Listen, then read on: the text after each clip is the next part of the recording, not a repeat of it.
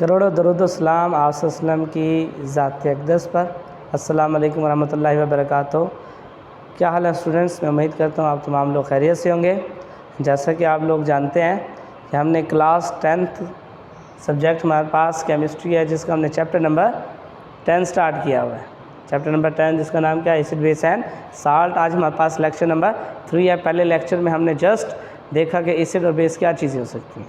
फिर दूसरे लेक्चर में हमने उसकी जस्ट फिज़िकल प्रॉपर्टीज़ को डिस्कस किया था कि क्या हमारे पास एसिड्स की कौन कौन सी प्रॉपर्टीज़ होती हैं और बेसिस की कौन कौन सी प्रॉपर्टीज़ होती हैं। आज हमारे पास तीसरे चैप्टर में हम प्रॉपरली तौर पे एसिड्स और बेस को एक्सप्लेन करने के लिए जो डिफरेंट साइंटिस्ट ने थ्योरीज़ पेश की थी, तो आज उसमें हम सबसे पहली थ्योरी को पेश करने जा रहे हैं और उस थ्योरी का नाम क्या है?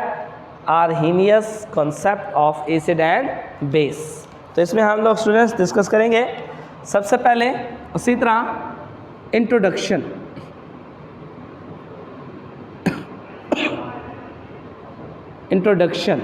हमारे पास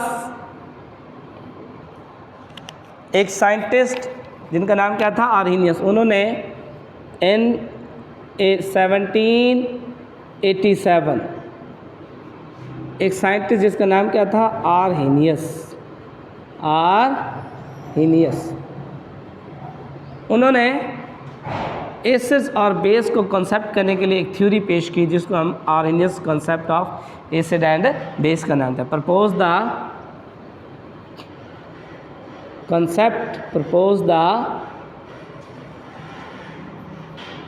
concept of acids and base। तो आज हम देखेंगे कि आर्हेनियस के मुताबिक एसिड्स कौन से सब्सटेंस होते हैं और बेसिस कौन से सब्सटेंस होते हैं। तो सबसे पहले उसी तरह आर्हेनियस के मुताबिक एसिड्स कौन से सब्सटेंस होते हैं? आर्हेनियस के मुताबिक एसिड्स कौन से सब्सटेंस होते हैं? तो देखिए स्टूडेंट्स, हमारे पास अगर हम आर्हेनियस के मुताबिक एसिड की डेफिनेशन देखें तो किस तरह से करेंगे कि दो सब्सटेंस which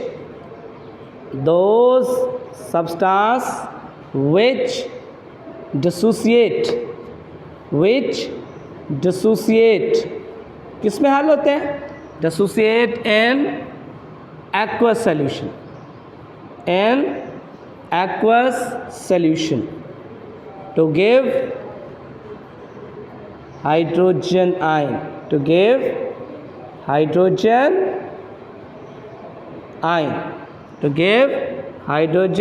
ion हम ऐसे तमाम सब्सटेंसेस को आर्हेनियस के मुताबिक किस चीज़ का नाम देंगे? एसिड्स। यानी आर्हेनियस ने क्या कहा कि हर वो सब्सटेंस जिसको आप पानी में हल करें, डिसोसिएट करें, तो वो पानी में हल होने के बाद क्या दें? हाइड्रोजन आयन दें। हम हर उस सब्सटेंस को किस चीज़ का नाम कहेंगे? एसिड्स का नाम। तो इसके आप यहाँ पे एग्जाम्पल को डिस्कस करते हैं। मिसाल के तौर पर पहले एक जनरल एग्जाम्पल दूंगा मैं आपको, एक यहाँ बल्कि आपको एक जनरल ओवरव्यू देता हूँ। हमारे पास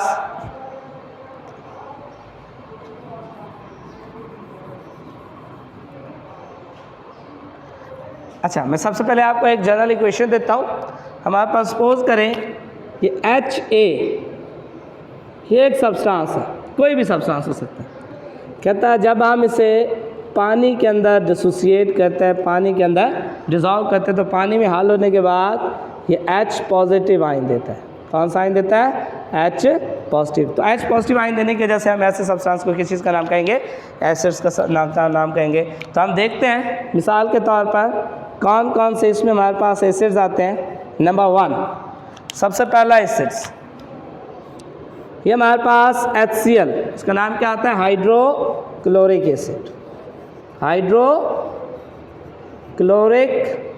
एसिड्स।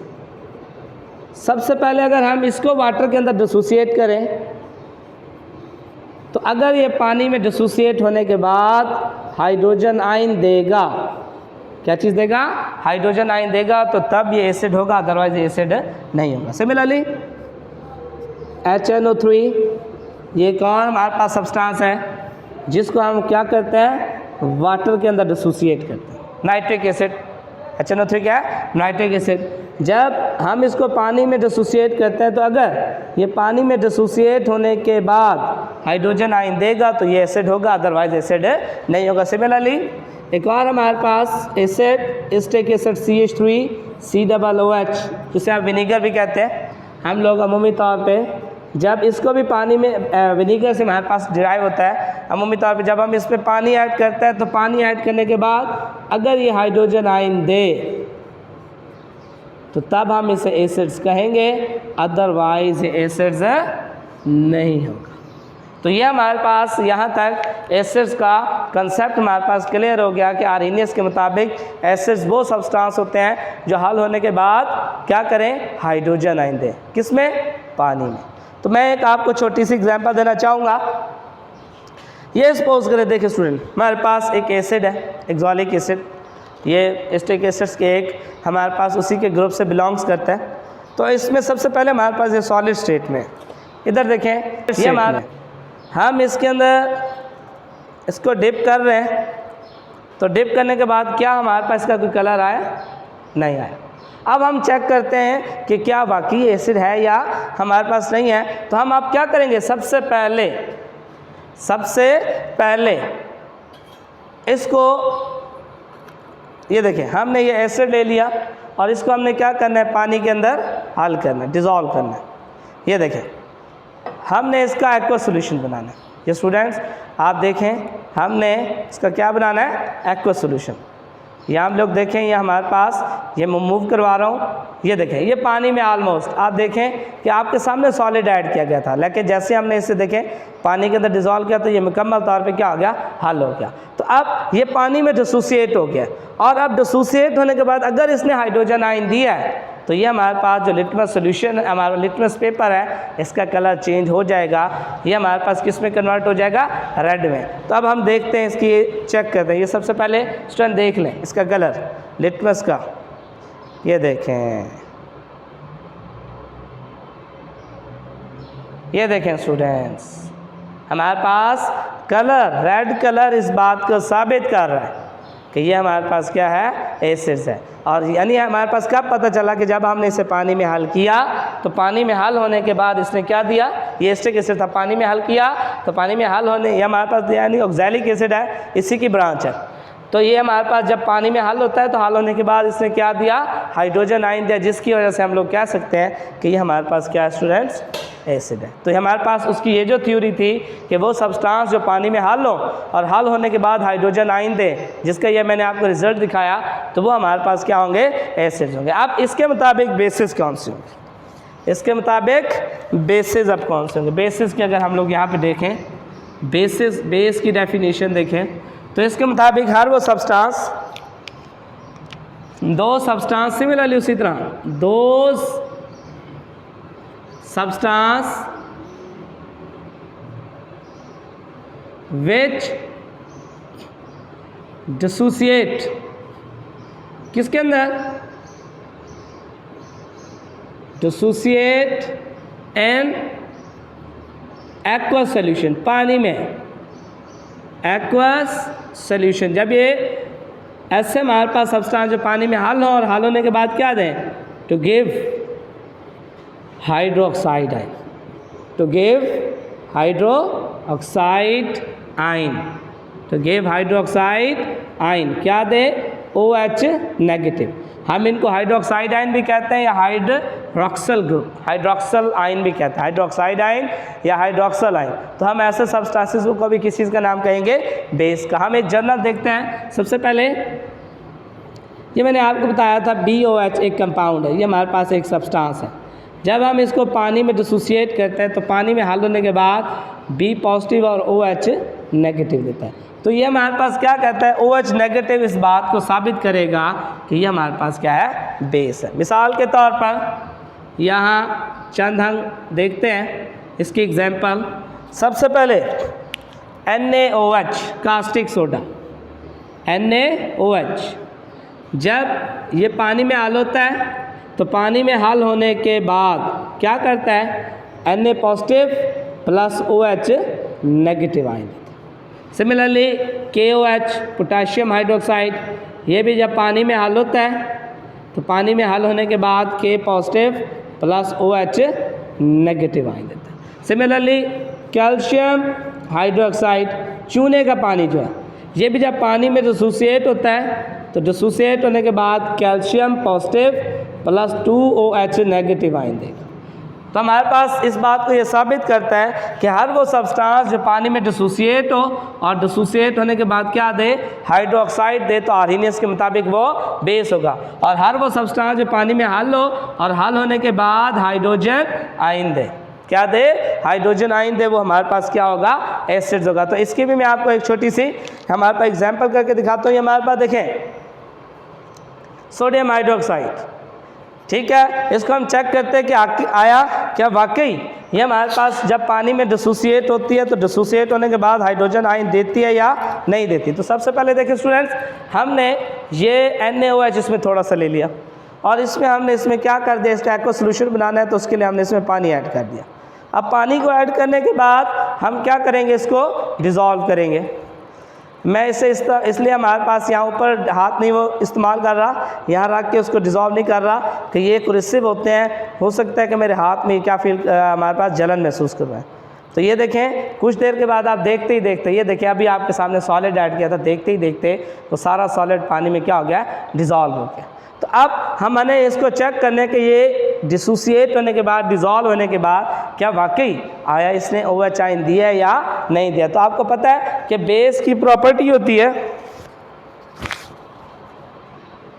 हमारे पास बेस की प्रॉपर्टी होती है कि वो हमारे पास लिटमस सॉल्यूशन को, बेस की प्रॉपर्टी होती है कि हमारे पास लिटमस सॉल्यूशन को क्या करता है, या लिटमस पेपर को, लिटमस सोल्यूशन तो हमारे पास अवेलेबल नहीं है, पेपर्स हैं, तो लिटमस पेपर्स को क्या करता है, कन्वर्ट कर देता है ब्लू कलर में। अब हम इसका कलर चेक करते हैं, इसे जैसे ही हम डिप करते हैं तो देखें स्टूडेंट्स कलर क्या हो गया, ब्लू कलर। तो ब्लू कलर इस बात को साबित कर रहा है कि हमारे पास जो NaOH था ये पानी में डिसोसिएट हुआ है, पानी में डिसोसिएट हुआ और डिसोसिएट होने के बाद इसने क्या दिया है, हाइड्रो ऑक्साइड आयन दिया। तो आर्हेनियस के मुताबिक हमारे पास हर वो सब्सटेंस जो एसिड अब में हमारे पानी में डिज़ोल्व हो, वो डिज़ोल्व होने के बाद हाइड्रोजन आयन दे तो हम उसे क्या कहेंगे, एसिड। और हर वो सब्सटेंस जो पानी में हल हो और हल होने के बाद हाइड्रो ऑक्साइड आयन दे तो वो क्या कहलाएगा, बेस।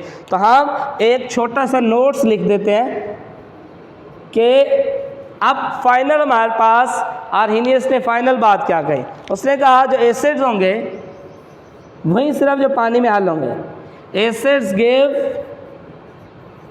ये उसने एक छोटा सा नोट्स लिखा कि acids give hydrogen ion, hydrogen ion, जबकि बेसिस जो होंगे, बेस गिव्स हाइड्रो ऑक्साइड है, hydro oxide ion OH negative. तो यहाँ तक ये हमारे पास क्या थी, थ्योरी थी। अब हम क्या करने जा रहे हैं, अब हम क्या करने जा रहे हैं,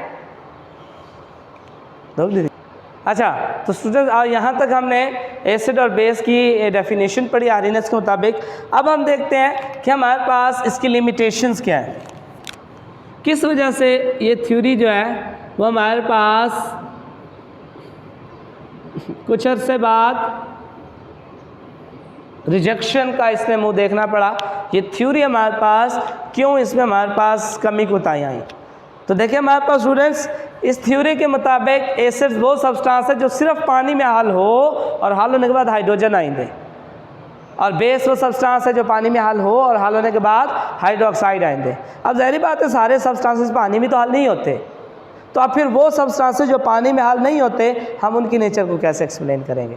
तो आर्हेनियस इसके बारे में हमें एक्सप्लेन नहीं कर पाया। तो हमारे पास आर्हेनियस ने क्या कहा कि दिस कंसेप्ट इज़, पहली इसकी लिमिटेशन के this concept is applicable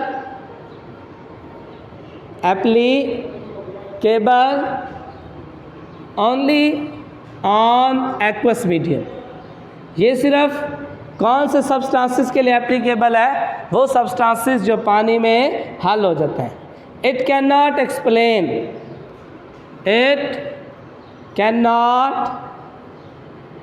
explain the nature of substance, nature of substance in non aqueous medium. वो सब्सटेंस जो पानी में हाल नहीं होते थे, ये उनकी नेचर को एक्सप्लेन नहीं कर पाया। वो सब्सटेंस जो पानी में हाल नहीं होते थे, वो उनकी हमारे पास नेचर को एक्सप्लेन नहीं कर पाया, जिसकी वजह से ये हमारे पास इसकी पहली लिमिटेशन। अब आर्हीनियस के मुताबिक दूसरी हमारे पास की जो लिमिटेशन थी वो क्या थी कि अकॉर्डिंग टू आर्हीनियस, अगर हम आर्हीनियस को फॉलो करें, अकॉर्डिंग टू आर्हीनियस के मुताबिक एसिड्स वो सब्सटेंस है जो हाइड्रोजन आयन देता है। Acids give hydrogen ion and, और जो बेस है hydrogen ion and base gives hydroxide ion, hydroxide ion OH negative ion. ये हमारे पास किसके मुताबिक डेफिनेशन थी? आर्हीनियस के मुताबिक, कि जो एसिड्स वही सब्सटेंस होंगे जो पानी में हल होकर हाइड्रोजन आयन दें, और बेस वही सब्सटेंसेस होंगे जो पानी में हल होने के बाद OH आयन दें। अब कुछ सब्सटेंसेस ऐसे थे जो पानी में डिज़ोल्व तो हो रहे थे, हल तो हो रहे थे, लेकिन वो हाइड्रोजन आयन नहीं दे रहे थे, जैसे बाइनरी कंपाउंड थे ऑक्सीजन के। या कुछ सब्सटेंसेस ऐसे थे जो पानी में हल हो रहे थे और हल होने के बाद OH आयन नहीं दे रहे थे, लेकिन उनकी नेचर क्या थी? बेसिस थी। तो फिर हमारे पास सवाल ये क्या गया कि बताएं अब आप इन कंपाउंड्स को कैसे जस्टिफाई करेंगे। तो हमारे पास जो आर्हीनियस था वो उन कंपाउंड्स की नेचर को भी एक्सप्लेन नहीं कर रहा है। It can not explain, it can not